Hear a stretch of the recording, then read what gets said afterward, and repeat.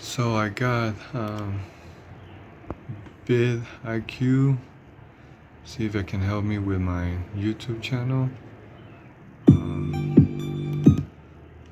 And I've had it for like 4 days.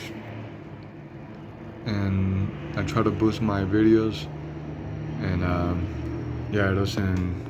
Like I boost this one, I only got one. For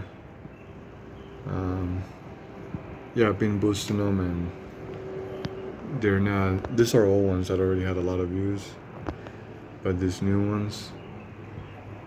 And now the tool's gone. So now I'm trying to figure out how to get the tool to work.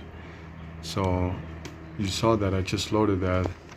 And yeah, it's not reloading. It's not letting me go to the website. I don't know what's up with that. Let me try again.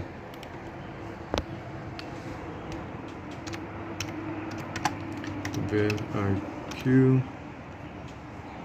It says right there, VidIQ login. There you go.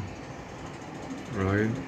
I can either that one or there you go. I've tried different ones. Let's try this one.